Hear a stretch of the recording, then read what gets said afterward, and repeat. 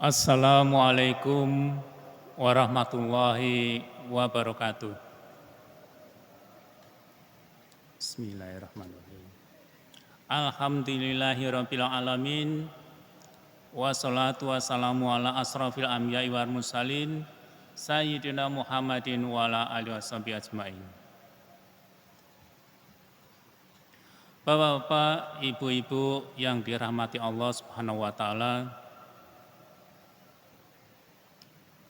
marilah kita sama-sama terus bersyukur kehadirat Allah Subhanahu wa taala bahwasanya kita sampai saat ini masih diperkenankan untuk dapat melakukan ibadah puasa. Dan tentunya kita mengupayakan supaya ibadah puasa pada tahun ini kita upayakan jauh lebih baik daripada tahun-tahun kemarin.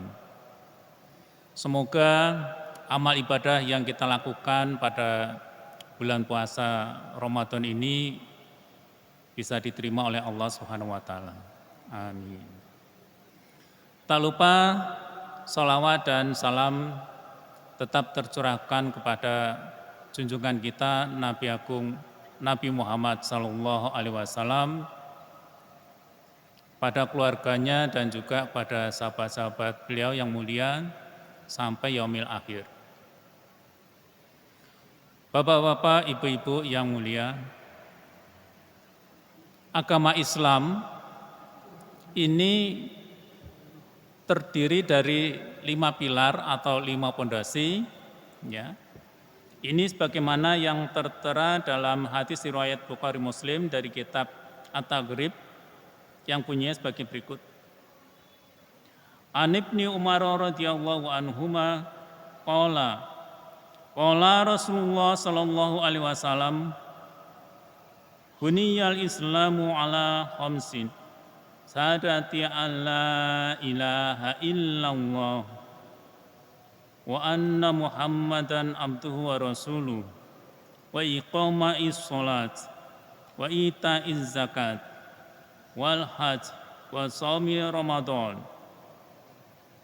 Artinya dari Sayyidina Ibnu Umar radhiyallahu anhuma, ia mengatakan baginda Rasulullah sallallahu alaihi wasallam bersabda, agama Islam dibangun atas 5 tiang.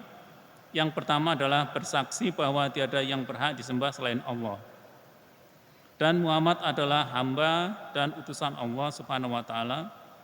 Kemudian mendirikan sholat, membayar zakat, pergi haji, dan puasa pada bulan Ramadan. Nah, ini Bapak Ibu, kita pada saat ini sedang melaksanakan ibadah puasa di bulan Ramadan mulai kemarin dan nanti insya Allah sampai dengan tanggal 30 Maret.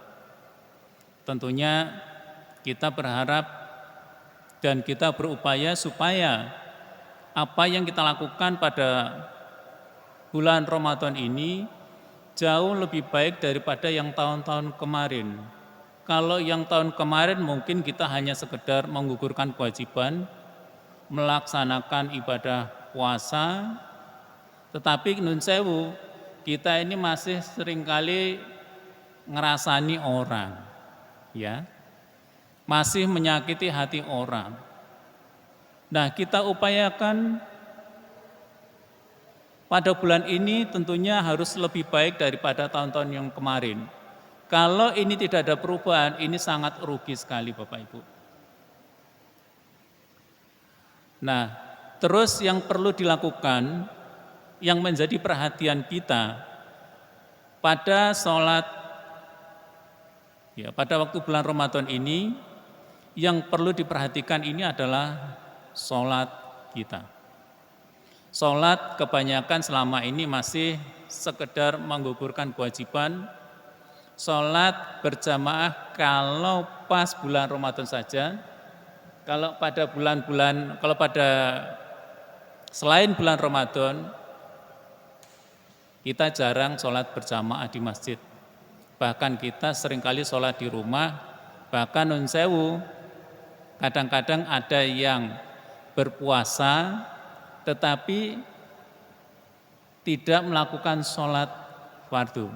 Nah ini ibaratnya kalau kita ini sebuah ember ya. Ember ini diisi dengan air tapi embernya bocor. Kan sia-sia apa yang sudah kita lakukan. Nah, terkait dengan masalah sholat ini Bapak Ibu, sholat ini merupakan perkara yang dihisab pertama kali nanti pada yaumil akhir. Mulai dalam kubur pun juga sudah mulai dihisab. Kalau sholatnya ini baik, insya Allah amal-amal yang lainnya pun juga baik. Namun manakala sholat kita sekedar hanya menggugurkan kewajiban saja, asal-asalan saja, tidak tumak ninah, tidak khusyuk, tidak fokus,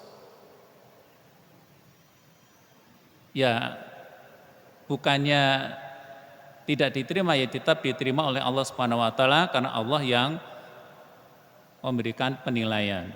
Ya. Yang tidak diberi nilai ini yang tidak melakukan sholat. Nah Bapak Ibu, nun sewu ini terkait dengan masalah sholat khusyuk. Ini sebenarnya sholat yang bagaimana? Sholat yang khusyuk, yang tumak ninah, manakala satu, sholatnya ini sesuai dengan tuntunan Nabi kita, Nabi Muhammad Sallallahu Alaihi Wasallam.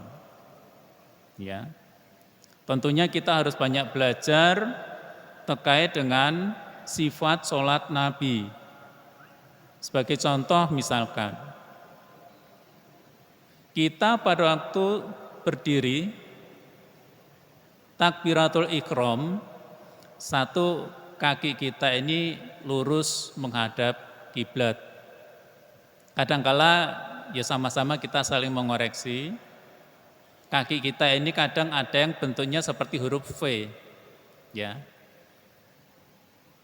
Nah ini monggo kita benahi. Anggota tubuh kita menghadap ke arah kiblat. Kaki kita lurus menghadap kiblat.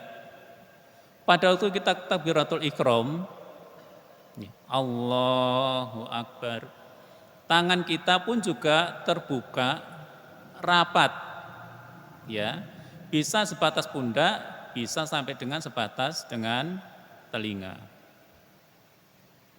Begitu juga pada saat kita ruku, ruku ini antara punggung kita, kepala sampai dengan kaki kita ini diupayakan membentuk seperti huruf L, ya, atau mungkin membentuk sudut 90 derajat. Kemudian pada waktu sujud demikian juga Bapak Ibu. Sujud kita upayakan jari jemari kita, telapak tangan kita ini tidak renggang, tapi merapat Bapak Ibu. Anggota tubuh kita ini menghadap ke arah kiblat semua.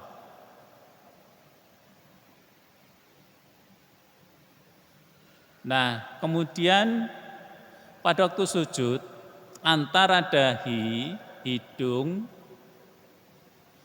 ini harus nempel di lantai atau mungkin sajadah. Kadangkala kalau kita perhatikan orang sedang sholat ini hanya dahinya saja yang nempel dengan sajadah atau dengan lantai, tetapi hidungnya tidak nempel.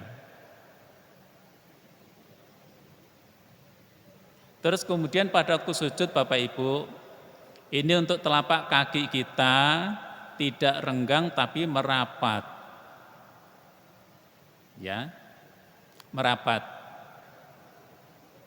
Jadi telapak tangan kita upayakan mungkin sejajar dengan bahu kita atau mungkin maksimal di sejajar dengan telinga kita. Kemudian dahi kita, kemudian sama hidung kita ini nempel pada lantai atau mungkin nempel dengan sajadah. Kemudian telapak kaki kita juga demikian Bapak Ibu. Jadi kita ini kalau kita mencontoh sifat sholat Nabi, maka telapak kaki kita ini dua-duanya itu nempel, tidak renggang. Ya. Monggo kalau misalkan selama ini mungkin kita ada yang kurang pas, sama-sama kita benahi. Apakah saya sudah betul? Belum tentu saya juga betul. Makanya kita sama-sama saling mengingatkan Bapak Ibu. Kalau saya salah mohon ditegur, ya saya terbuka. Pak, jenengan sholatnya kurang pas, kurang betul. Alhamdulillah kalau saya matur nuwun banget, kalau memang ini merupakan koreksi untuk diri saya. Terus kemudian Bapak Ibu, kalau kita sudah sholatnya ini mengikuti sunnah Rasul, apakah sudah cukup? Belum. Belumnya di mana? Kita pada waktu sholat ini Bapak Ibu, tolong surat Al-Fatihah atau mungkin bacaan-bacaan sholat, kita harus tahu artinya dan itu betul-betul kita resapi. Pada waktu kita sholat ini jadi tidak asal sholat-sholat sekedar menggugurkan kewajiban, cepet-cepetan sholatnya. Sholatnya tidak kita resapi, bacanya Al-Fatihah ini bagaimana, sudah tahu atau tidak artinya. Semoga Bapak Ibu di sini sudah tahu arti dari surat Al-Fatihah tersebut semuanya, dari Alhamdulillahirabbil alamin sampai waladdallin. Ya. Ini coba pada waktu kita sholat Bapak Ibu, ya, pada waktu kita sholat kita resapi dulu, kita harus tahu artinya. Bismillahirrahmanirrahim, Alhamdulillahirabbil alamin. Kita sudah tahu arti dari bacaan tersebut dan tahu artinya dan itu kita resapi betul. Kalau ada imam menyampaikan Alhamdulillahirabbil alamin, biasanya yang saya lakukan, saya menyampaikan di dalam hati saya ini adalah la haula wala quwata illa billahil aliyil azim.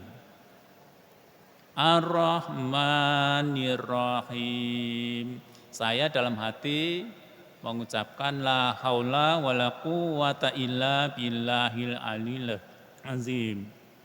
Kita tahu artinya, kita resapi arti surat Al-Fatihah tersebut Bapak Ibu. Siratal ihdinas siratal mustaqim.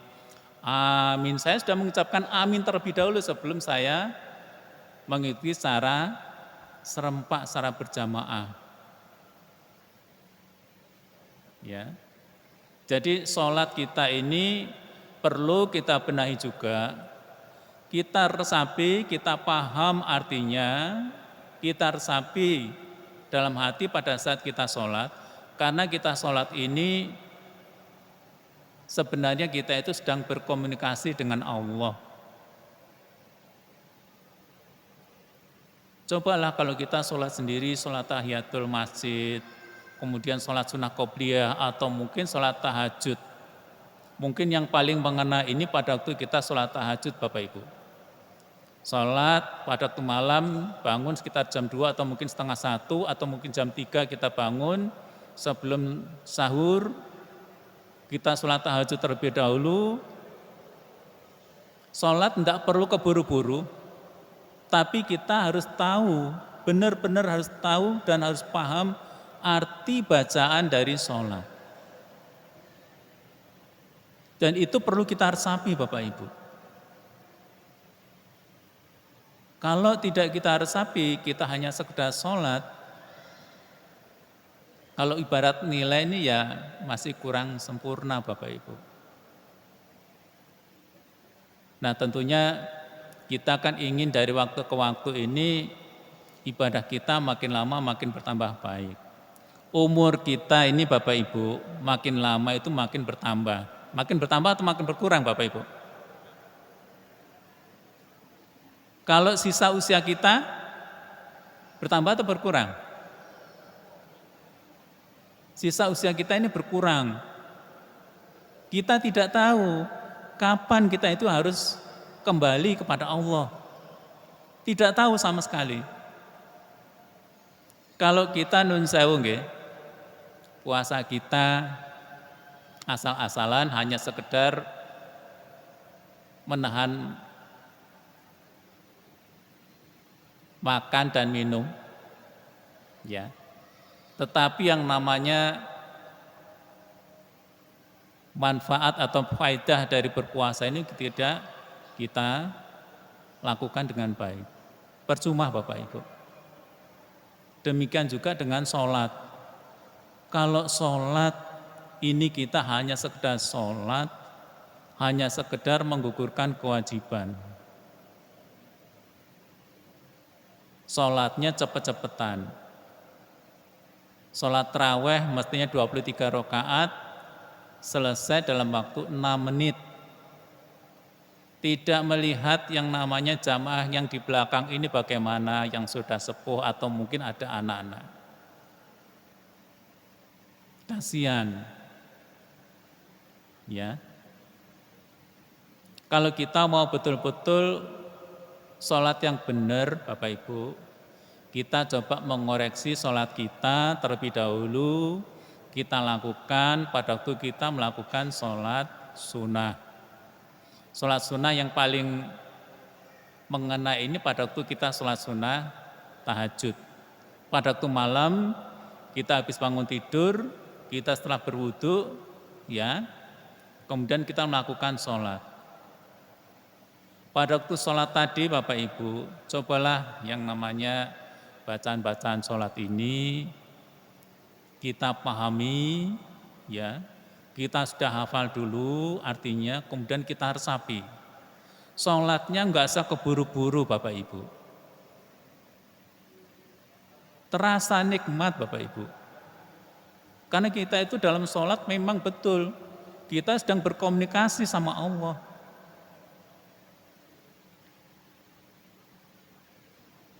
Dalam surat Al-Fatihah ini, mulai dari Al-Fatihah itu ya, dari Alhamdulillahirabbil alamin sampai Iyyaka na'budu wa iyyaka nasta'in. Ini kita mengagungkan yang namanya Allah. Mengagungkan. Kita betul-betul khusyuk, kita harus tunduk pada Allah. Ihdinas siratal mustaqim. Ya Allah, tunjukkanlah kami ke jalan yang Engkau ridhoi, jalan yang lurus. Kalau saya secara pribadi, biasanya kalau sholat berjamaah, saya langsung mengucapkan amin, ihdinas siratal mustaqim, amin dalam hati saya. Sampai ghairil maghdubi alaihim waladdallin. Baru kita amin secara bersama-sama.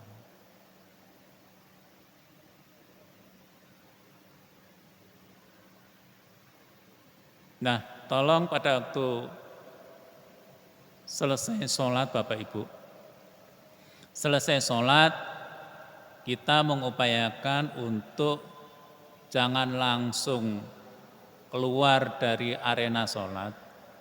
Biasakan kita ini untuk berzikir terlebih dahulu. Karena di dalam zikir ini pun juga kita ada komunikasi dengan Allah. Mungkin dari masing-masing orang, dari masing-masing organisasi, cara berzikirnya pun juga berbeda. Ya, monggo kerso berzikir dengan cara masing-masing, berdoa pun juga dengan cara masing-masing Bapak Ibu. Yang penting kita berusaha pada waktu bulan Ramadan ini, kita upayakan, ayo kita upayakan untuk terus-menerus kita berupaya untuk jauh lebih baik daripada tahun-tahun kemarin. Insya Allah nggih Bapak Ibu nggih. Iman-iman Bapak Ibu. Kalau hal ini kita biarkan saja, Kita sama seperti yang tahun-tahun kemarin, eman. Apalagi pada tahun ini tidak ada perubahan signifikan dari perilaku kita. Eman. Sholatnya berjamaah hanya pada waktu sholat tarawih pada bulan Ramadan. Tapi pada waktu hari-hari biasa tidak melakukan sholat berjamaah.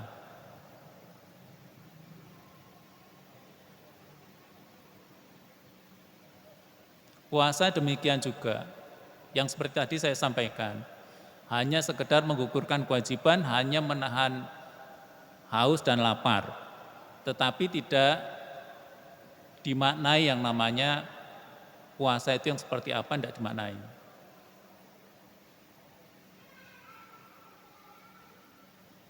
Maka dari itu saya secara pribadi mengajak Bapak Ibu, ayolah kita sama-sama berbenah.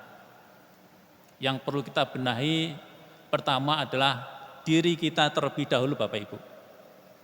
Untuk yang laki-laki sebagai kepala keluarga merupakan imam, contoh ya.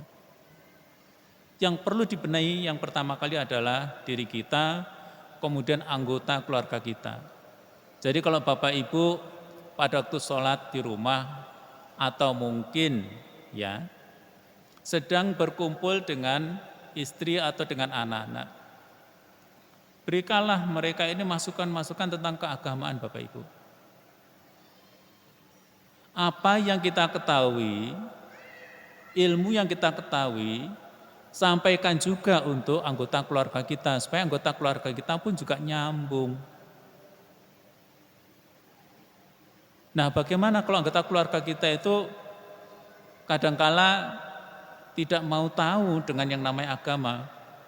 Ya tetap kita terus-menerus kita berikan masukan-masukan supaya anggota keluarga ini juga lebih mengetahui. Kalau mereka tidak mau mengerti, tidak mau mendengar, ya sudah itu urusan mereka sendiri. Yang penting tugas kita sebagai kepala keluarga ini kita sudah menyampaikan terkait pentingnya kita itu mendalami yang namanya agama.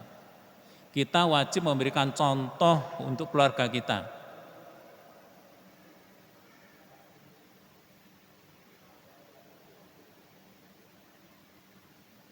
Nah, terkait dengan masalah ini Bapak Ibu, makanya kita diminta untuk terus dan terus sabar terus. Makanya Allah menguji kita. Setiap saat, setiap hari kita diuji sama Allah. Ya. Sekarang tergantung dari kita sabar atau tidak sabar. Kalau kita tidak sabar, ya kita yang rugi sendiri.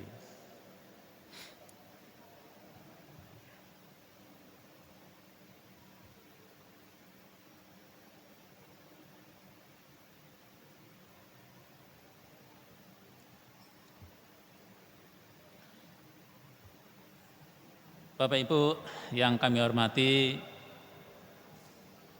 mungkin hanya beberapa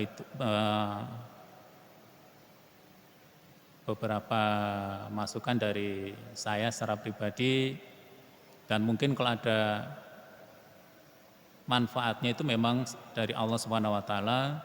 Namun kalau memang ada kekurangan itu memang tidak terlepas dari kekhilafan saya.